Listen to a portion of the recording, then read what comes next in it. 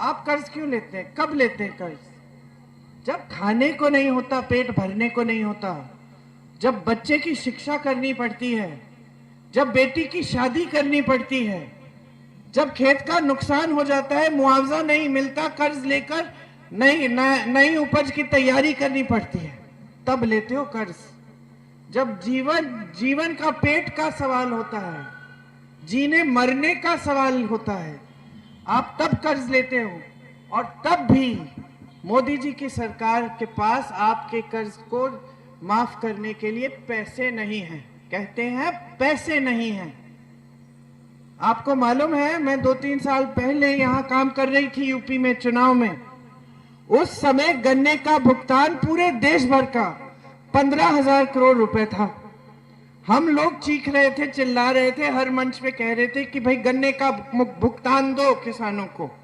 उस समय किसान आंदोलन भी कर रहा था, क्योंकि मोदी जी 3 काले कानून लाए थे। आपको याद होगा, लखीमपुर खीरी में एक मंत्री के बच्चे ने किसानों को 6 किसानों को जीप के नीचे कुचल दिया। 600 किसान शहीद हुए। मोदी जी ने क्या किया? कोई सुनवाई नहीं थी भाई और बहनों। किसानों के पास आए तक नहीं, घर भी नहीं बुलाया। 6 किलोमीटर दूर धरना चल रहा था, बिजली पानी बंद कर दी। उसके बाद 15,000 करोड़ का बकाया था गन्ना का। मोदी जी क्या करते हैं? 2 हवाई जहाज खरीदते हैं अपने लिए, 16,000 करोड़ के। 16,000 करोड़ के 2 हवाई जहाज खरीदते हैं कि हम दुनिया में भ्रमण करेंगे, हमें अमेरिका जाना है, इधर जाना है, उधर जाना है, हमें सुविधा मिलनी चाहिए। और किसान के गन्ने का बकाया नहीं दिया। यह है इनकी नियत।